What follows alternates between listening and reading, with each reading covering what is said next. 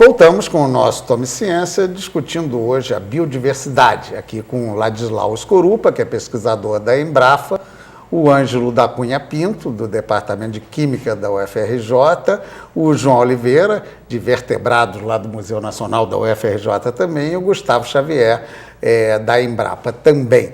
Bem, Ladislau, você tinha me dito aqui, pouco antes da gente entrar no estúdio, que essa questão da degradação ambiental era, às vezes, uma coisa de conceito muito sério, né? Porque lá no Xingu, o Parque Nacional ficou bem preservado, bem cuidado, mas a nascente estava fora e aí o problema ficou seríssimo, né? Como é que é esse exemplo aí?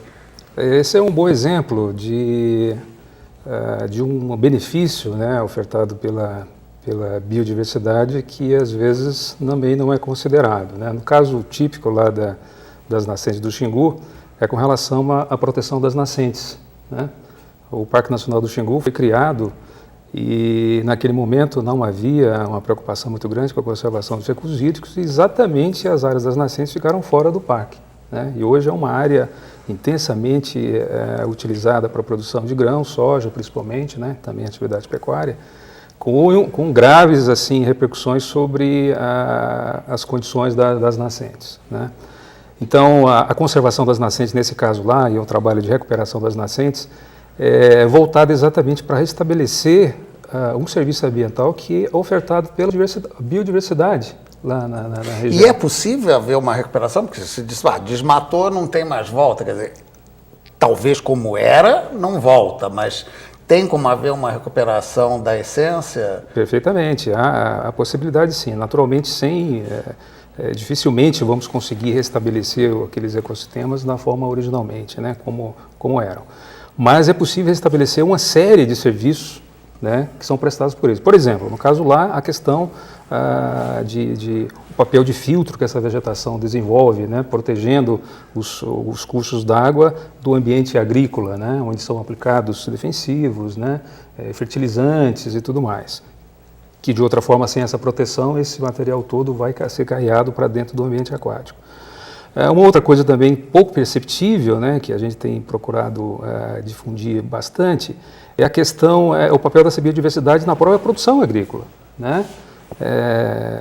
Poucos sabem, mas o papel dos polinizadores, por exemplo, né, que a gente tem sempre que estar lembrando, é muito importante para a produção, não só em termos de quantidade, mas de qualidade da produção, né?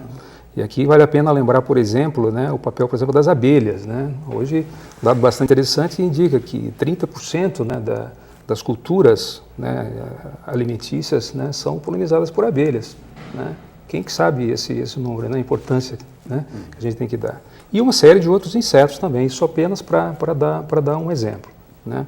A questão dos micro-organismos no solo, como foi citado, né? Também para a produção agrícola, bastante importante. Deixa eu aproveitar essa sua dica, então, quando você meteu o micro-organismo, vamos ao Gustavo Xavier. Qual o lado prático para que a população possa entender a importância desse trabalho? O lado prático da utilização de micro-organismos, e aí especialmente a questão do solo, micro-organismo do solo, que é minha área propriamente dita na Embrapa, a gente tem um grande exemplo da utilização desses micro-organismos como fixadores biológicos de nitrogênio. Você imaginar que nitrogênio é um macronutriente que é bastante exigido pelas plantas e é componente essencial de proteínas, enfim. E biologicamente o que acontece na natureza? Então essas bactérias, elas têm a capacidade de pegar o nitrogênio que está disponível no ar, cerca de 78% da atmosfera é composta de nitrogênio, então essa bactéria, ela tem essa capacidade de retirar, por exemplo, esse nitrogênio e encaminhar para a planta. Num processo que a gente reconhece do ponto de vista técnico de uma associação simbiótica entre planta e bactéria. Então, do ponto de vista prático, hoje o Brasil, por exemplo, é um dos principais produtores de soja. A soja hoje não se usa adubação nitrogenada, porque todo o nitrogênio dessa soja, produzido hoje no Brasil, advém dessas bactérias que fixam o nitrogênio atmosférico. A gente lembrar para a agrobiologia, em Serapédica, vem trabalhando com uma linha de pesquisa, usando essas bactérias fixadoras de nitrogênio, um feijão conhecido como feijão de corda ou feijão calpi, dependendo da região do país. Os resultados que a gente está tendo até então são bastante animadores. A gente está conseguindo resultados em termos de cerca de 30% de aumento da produtividade de grãos usando essa bactéria que fixa nitrogênio. E você tem como manipular, digamos, a ação dessa bactéria, Sim, controlar? Sim. Na verdade, o que a gente faz inicialmente no laboratório é, baseado nessa diversidade microbiana que existe no solo, a gente seleciona essas bactérias e busca as bactérias mais eficientes para esse tipo de serviço que possa prestar. Então, os resultados são bastante animadores e a gente tem a descoberta até então na pesquisa, na ciência, é que talvez possa se tratar de uma nova espécie de bactéria. Então, essa bactéria até então está dando resultados bastante satisfatórios. Algumas regiões do país, os resultados são mais surpreendentes, chegando a algo em torno de 200% de aumento de produtividade. Então, são questões que são animadoras. Tem agricultores entrando em contato conosco para saber como conseguir esse tipo de tecnologia. É uma tecnologia relativamente barata e consequentemente, pelos benefícios... Só por uma curiosidade bem popular, digamos, maneja como? Ela vira que tipo de produto aplicável, no caso, na plantação? Ela, na verdade, a manipulação dela em laboratório, você transforma ela, aplica ela num veículo de inoculação que a gente chama na pesquisa. É basicamente como se fosse um pozinho de café e você aplica uma quantidade dessas bactérias presentes nesse pozinho de café.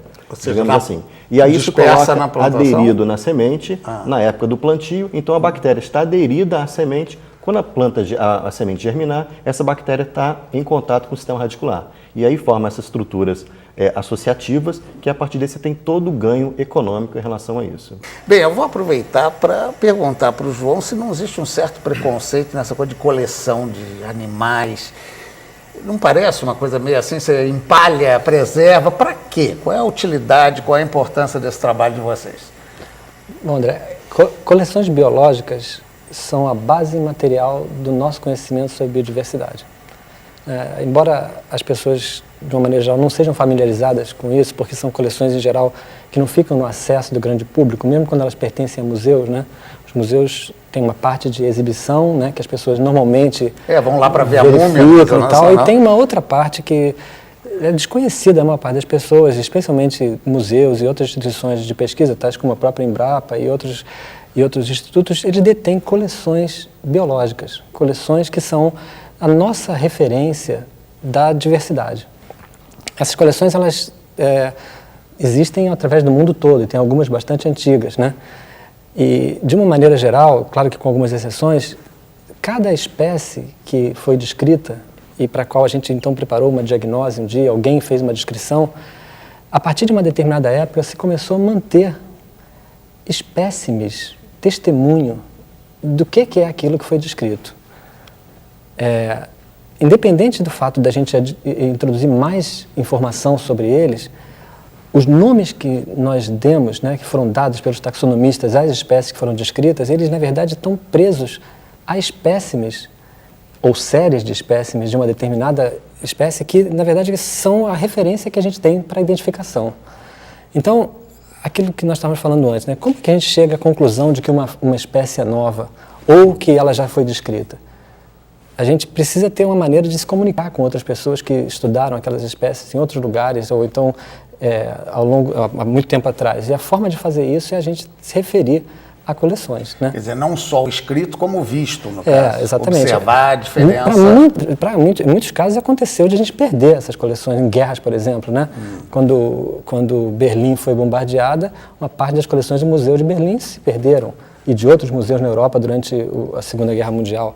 E aí existe todo o trabalho de se buscar novos exemplares, né, que são os neótipos, né, que vão ser exemplares de referência, quando alguém faz uma revisão, designar novos exemplares para representar aquelas espécies. E, de certa maneira, essas diferenças têm relação com as mudanças do ambiente, vocês podem também examinar isso. Isso é uma coisa bastante interessante, é uma pergunta muito boa, né?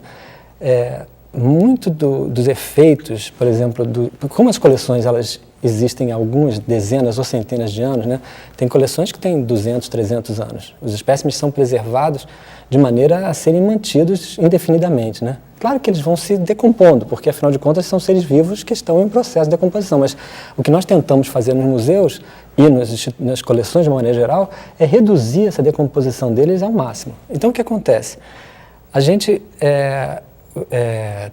verificando animais que foram coletados há 100, 150 anos e hoje em dia com uma disponibilidade de técnicas moleculares e que a gente consegue, por exemplo, sequenciar material genético a partir de um espécime de museu que está há 100, 150 anos no museu, a gente consegue, entre outras coisas, descobrir se houve variação de lá para cá.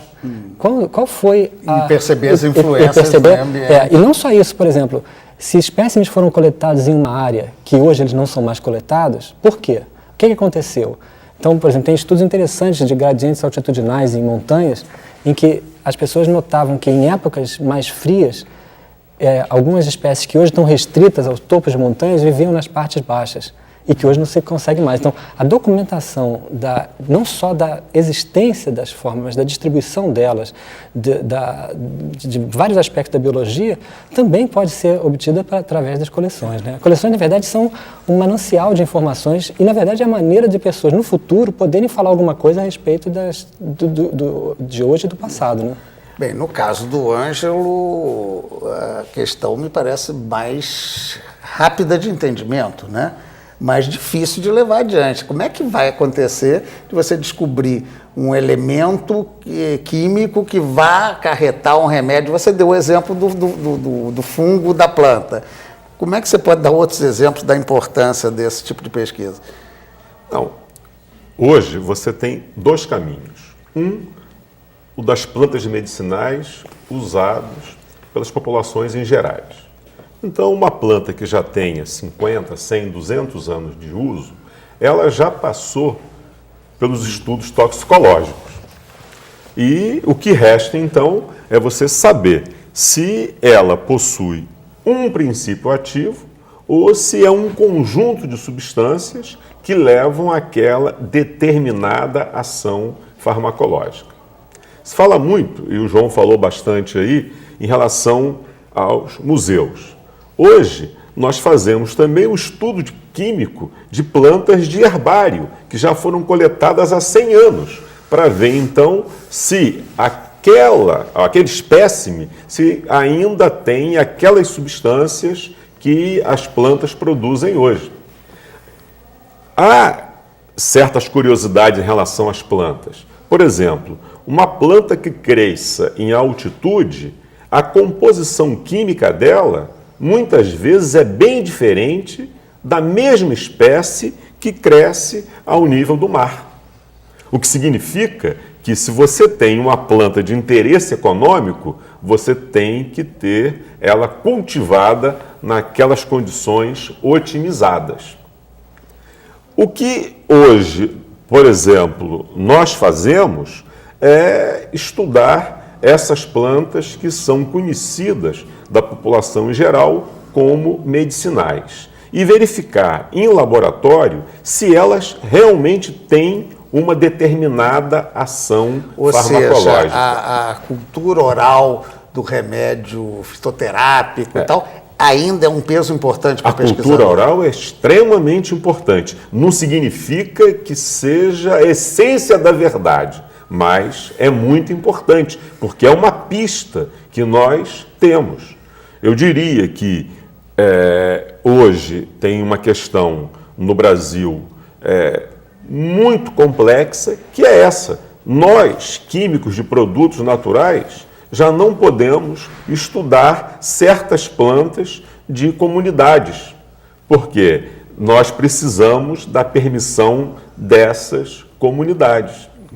E há problemas às vezes? E há muitos problemas. Nós não podemos, temos que ter uma autorização, por exemplo, do IBAMA para poder fazer a coleta, por exemplo, de um espécime vegetal. Agora, pelo que tudo indica, essa autorização será dada pelo Conselho Nacional de Pesquisas. Que muitas vezes eu coletei essa planta há 10 anos atrás, já tem um conjunto de informações importantes e precisaria de fazer uma nova coleta em determinadas regiões do país. Exatamente por essas características. Por essas características. Locais. E isso aí é um dos aspectos muito importantes. Dependendo de onde a planta cresça, ela pode ter a sua composição química modificada. Bem, tem um outro aspecto aqui que nós vamos tratar depois do intervalo, que é onde fica esse conhecimento. Ele está exatamente na mão dos brasileiros ou ele anda também por aí pelo resto do mundo?